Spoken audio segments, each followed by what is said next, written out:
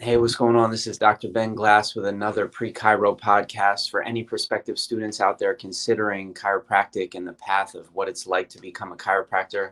Today, we have the honor of listening to someone who's been in the trenches for years that I listened to in my first semester of chiropractic school and had a really strong message to share. Dr. Eric Plasker, thank you for joining us. Can you just introduce yourself? Let us know what you were up to before you became a chiropractor and what attracted you to becoming one, and what it's been like since you decided you were going to become one. Sure. Well, considering that it is almost, 35 years and a couple of weeks since I graduated from Life University from chiropractic school. And I got to tell you, 35 years in this profession, I have never looked back. I'm having more fun than ever. I think that our role and the job that we have as chiropractors is more relevant than ever. The shortage of chiropractors out in the world has never been more visible than ever. We need more chiropractors. So, for me, I became a chiropractor because at 15 years old, I hurt myself playing football. I went to the hospital. They gave me these opioids and said, don't play for 30 days. I looked at my mother. Thankfully, what I heard the doctor say, which is not what he said, but what I heard him say was drugs equal don't play. So I was like, I'm not taking these. Are you kidding me? I'm not taking these. I want to play. So the next day I got adjusted, played that afternoon without any pain, became a chiropractor that day, quite honestly, and have not looked back. And so now all three of my kids are chiropractors. We raised our family very holistically. All three of our kids are 2 out of 3 born at home, no shots, no drugs, no pediatricians. And we're not crazy people. We are sane, educated, highly educated people, all about high level function for a lifetime. Beautiful. What has it been like to witness the profession change over the last 35 years? What are some ways that it's changed for the better, and what are some challenges we're facing today with chiropractic education and then chiropractic practice? Well, I think that our profession is in a great place if we stop chasing acceptance. What is absolutely true. I remember when I graduated from Life in 1985. A couple of years later, there was a lawsuit that our profession won. A couple of chiropractors sued the AMA for antitrust violations, for slander and things like that. And we ended up winning this lawsuit. They did. It was a 12-year lawsuit. It's called the Wilk case, where the AMA had a strategic plan to eliminate the chiropractic profession and slander the chiropractic profession. And we won that lawsuit. And the ramifications of that lawsuit, the ripple of that lawsuit lingered for decades, where misinformation, a lot of people still with prehistoric beliefs about chiropractic, who we are, what we do, and all those kinds of things. It's crystal clear today that those people that still think that way are dinosaurs. They're completely misinformed. And what was cool about 2020, and a lot of the 100-year lifestyle doctors that we work with, that we train, have had record years last year. We became essential healthcare providers by the Department of Homeland Security, labeled that way by the Department of Homeland Security. So we went from being quacks in 1985, 84, 82, 87, when that lawsuit was going on, which we were not quacks. We were just labeled that way because of this slanderous lawsuit that the AMA lost. And we went from this year having this label of being essential. And we never needed that label, Ben. Those of us, you and I, that went to work every day, that knew that we were essential because of what we did, how we changed people's lives, how we work with families, individuals, athletes, babies, kids, people of all ages, shapes, and sizes. We were never anything other than essential to those families. And so what's exciting to have that label, which could be taken away tomorrow. You never know what's going to happen in this insane, crazy world. But I think that is important, that for chiropractors, for people considering chiropractic as a career, you have to know that people need to be educated. We have to do that educating. We don't have the $1 billion a day that the pharmaceutical companies are spending to misinform people and to disinform people. So on the ground in communities, people need leadership, and chiropractors are providing that. So I think for the chiropractors that are doing that and not just chasing the money, they're thriving, they're creating lifetime patients, they're making a difference, they're fulfilled, they're making a fortune dollar-wise. And why shouldn't we have it any other way? Because we're changing so many lives for the better. Mm-hmm. You said that you've seen 3 of your kids go on to become chiropractors. How did you support them through their chiropractic educational experience? And really help them focus in on what you believe to be most important to a student that's developing themselves into becoming a chiropractor? Well, we never micromanage them. That's the one thing about our kids. We never told them what they should be or who they should be, or, we just gave them values, and they have healthy values, and, we trusted them and we guided them. And the one thing that I told them when they said they wanted to be chiropractors, I said, you know what, you better think long and hard about this, because you need to do it for you and not for me. Because if you do it for me, you're going to be a pain in the ass for the next 30 years. So they have done that, and, they're finding their way. They're doing well. Two of them are in practice together in Bend, Oregon, doing well. And then my son and I my youngest son, Corey, opened a practice with me here in Marietta, Georgia. And we're having a great time. And my wife, she's just the mother bear, the mama bear for all of that, and makes sure that and supports us all in everything that we need. But I think the big thing is that we let them have their experience, and we were there for them. I think one thing that was cool about their experience like my oldest son, Jacob, when he got to life, all previously, when people would find out in high school and college that he was not vaccinated, they would be like, "Oh my God, you're not vaccinated. Oh my God, like, get away from me. Oh my God, you're not back." And then he goes to life, and is one of his first days on campus. They asked him, they said, one of this group of friends that he was hanging out with said, "So you're a chiro kid, right?" And he said, "Yeah." And they asked him, "Were you vaccinated?" And he said, "No." And they were like, "Really? Wow, cool." So it was so we let them have their experience. And I do have a lot of influence in the profession. I've done a lot in the profession and around the profession around the world, and I didn't want them to be clouded by me, or I wanted them to have their own experience and make their own way. And they're doing it. They're doing a great job, and I'm proud of them. You mentioned values a couple of times in the last couple of minutes. You used the example of vaccines. Can you talk about some of the value shifts that somebody kind of enters into in their mind, in their heart, when they choose to become a chiropractor? At least if they're willing to sort of surrender to the fact that how they've been living previous to chiropractic school. Some of their values are going to be challenged, and some of their beliefs are going to be challenged. Can you speak to how chiropractic really does challenge those beliefs and values? Absolutely. And I'm actually going to use the 100-year lifestyle as a framing for this, because what was very powerful for me when I started studying quality of life and longevity, we realized that people were living longer than ever, whether they liked it or not. And the allopathic world will say, you know what? Yeah, but that's borrowed time. You got to add years. And the reality of it is that is not true. We call it in the 100-year lifestyle, we call it innate life expectancy, that you have this innate life expectancy and this innate quality of life potential. We call it 100% for 100 years, that you have that potential. And so people were living longer and are living longer, whether they like it or not. Most of them do not have any grand strategic plan. But the problem is that the way that we raise our babies and the way that we raise our kids and our families, we do not honor the innate intelligence of the body, the innate potential of the body, the innate life expectancy that we have, the innate athletic potentials that we have, the innate immunity that we have. We don't honor that because we get lost in an allopathic world of symptom treatment and crisis care. And I think a fundamental shift that happens for chiropractors as they become chiropractors and they become grounded chiropractors is they realize that the body is self-healing and self-regulating, that we have an innate intelligence.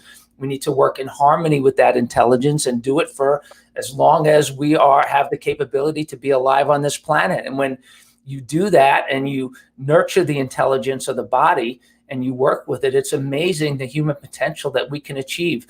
One of my favorite quotes is that and this is out of the 100-year lifestyle, it's that your innate intelligence will organize around the thoughts that you think, the choices that you make, and the lifestyle that you live.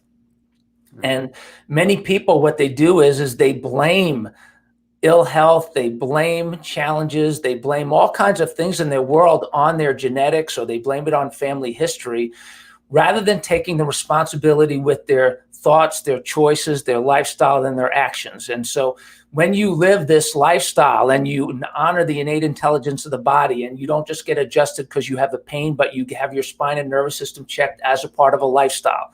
You don't eat healthy just because you want to lose weight or fit into clothes, but that's what your body needs to be nurtured to function at a high level. And the movement, all of those things become very important as a part of a lifestyle. So what's exciting for young people is that when you understand that, and you have way more control than you ever thought that you had over the opportunities that were ahead of you, the health that you have, that you are not a victim.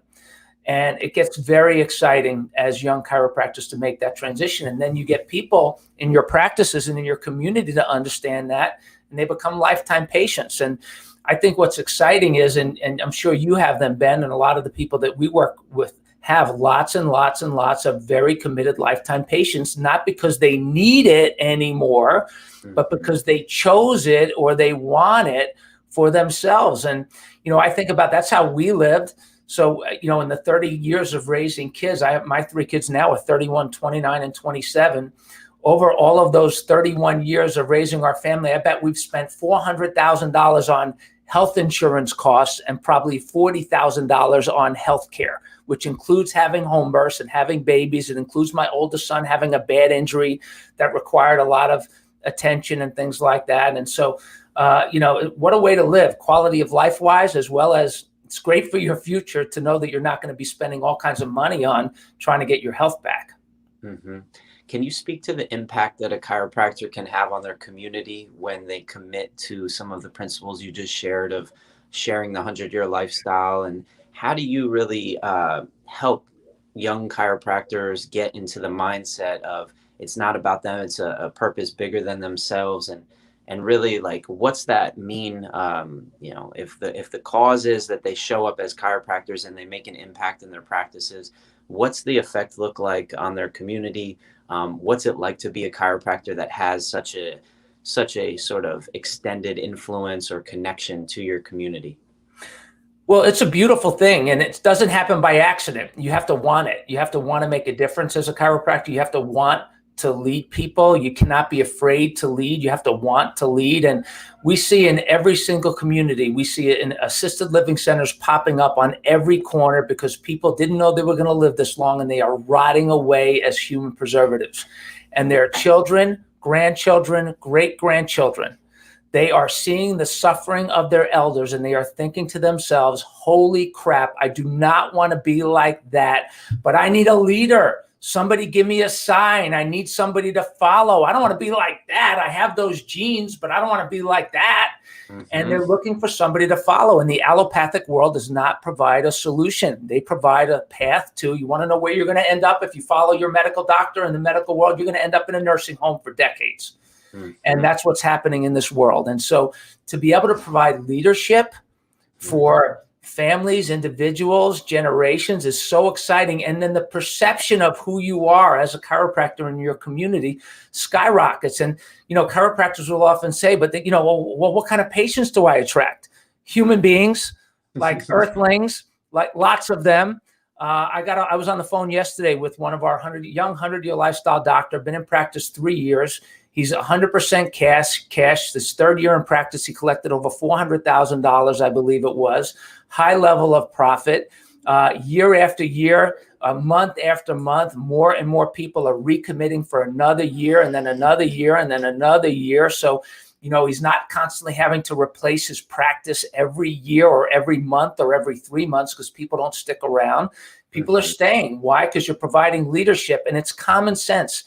And what's really exciting for us to see with doctors that do this is that there is no leadership here. The issue of longevity, there is no leadership that has shown itself to be worthy of people's attention, because all of the leadership that is out there that is allopathic is leading people into the nursing home, assisted living centers, and senile care centers, which is not happening anywhere else in the world.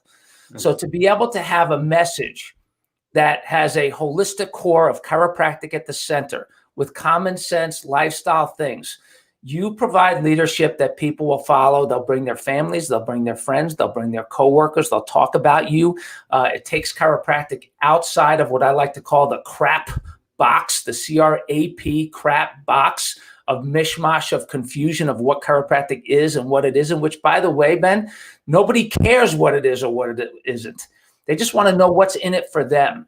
And I think that as individuals, future chiropractors, to be able to understand the importance of providing that leadership with a strong message and a strong voice, you become very followable. You will stand out in your community and you will lead. Beautiful. Just finally, just to touch on what it's like to be in practice, what it's like to guide somebody through their healing process and then transition them into wellness care. Can you just give some insights into some of the nuts and bolts or some of the details of what it's like to be in practice for a prospective student? Well, for us, what's different, we put the big vision right out front. We don't do this, crisis gets them in and then lead them to this bigger vision lifestyle. We lead with the lifestyle. We give people that vision right up front. And one thing that I have learned is that big visions like that do include smaller ones, but small visions don't include big ones. So if you just address the little small vision of let's get you feeling better today, and then we'll talk, and then we'll talk, and then we'll talk, and then we'll talk. That's not how to do it, in my opinion, because then you're constantly upselling. It takes a lot of extra time. It's very frustrating. People don't trust you because they think you're getting them in for one thing and then trying to get them into something else. We put it way out front. And we let people know that if you're in a crisis, we can help you with that. And we want to help you understand how to live this lifestyle. And it's all in a package so that people can get the bigger vision. And, people choose it. People want it because they understand the other side. The reason why a lot of chiropractors struggle with getting people to want it is because they're trying to, sell them one thing and then bring them over to something else. I think we should just live where we are. We should just not be afraid of that and not walk on eggshells about it. And I also think branding is important because, the chiropractic brand is a mishmash. Nobody knows what it is. So to be able to, at least for the people that understand the 100-year, and if you're a prospective student, you can read the 100-Year Lifestyle. If you go to 100yearlifestyle.com, we'll give you the book as an ebook for free if you want to. You can certainly buy the soft cover book on Amazon if you want to. It doesn't really matter to me, but you can download it for free and just start to dig into it yourself. But you understand that people that are living healthier longer are living differently than the rest of the world. And that's what we really want to help people achieve right up front. So regardless of whether they have a condition or not, everybody can benefit from having a healthier spine and nervous system, eating healthier, knowing how to move, knowing how to take care of themselves, having healthier thoughts. And we bundle it all together so that the people that want it, we are the leaders for them. Beautiful. And 30 plus years in practice, we feel the passion, we feel the clarity, and the vision is still there, and you're still in practice, which is awesome to hear. So if you're a prospective student out there and you're interested in learning more about the 100-Year Lifestyle, check it out. He just said that there's an available ebook download. And if you have any further questions or comments, please reach out to us. We're here for you. We want you to feel supported in this decision. It's a big decision. And we want you to be clear on why you're going to become a chiropractor. That's what these conversations are all about. So Dr. Eric, thank you so much for sharing with the prospective student audience. Is there any final message that you want to share about, if they're really just hearing this message for the first time, and maybe they're a kinesiology exercise science student, maybe they're a yoga teacher looking for doing, transitioning into something else, or a massage therapist, how would you really differentiate chiropractic as a different calling or career path from other directions they could go? There's nothing like chiropractic. I mean, the ability to work with the nervous system, the spine, the brain, to be able to help the body function better is a very unique skill that is different than all of those other things that you mentioned. And so we have people that are muscle heads, exercise people, and all kinds of stuff. And, they start to get adjusted and like, holy crap, why didn't anybody tell me about this before? The people that think that it's all about a muscle, it's not all about a muscle. Muscles are controlled by nerves. They're attached to bones.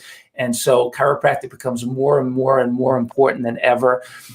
We have a fitness analogy in the 100-Year Lifestyle that we use. It's to be fit for a lifetime. It's N squared ESS, the fitness N squared ESS. It's neurology, nutrition, endurance, strength, and structure. The neurology comes first because without that, nothing works anything close to the way that it's capable of. So, if you want to really be able to impact people on a higher level way, I think you should absolutely explore chiropractic. And I got to tell you, I've done 38 in a row Friday night Life Leadership Weekend speaking engagements at Life University at their Life Leadership Weekend.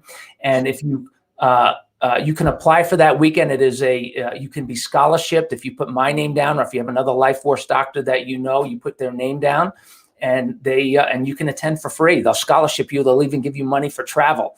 And this way, it's a Friday and a Saturday, 2 full days. They'll, like I said, pay for some of your travel. And at the end of 48 hours, you'll know, hey, man, this is totally for me. I want to be a chiropractor. Or you'll be like, wow, this is not for me. I don't want to be a chiropractor.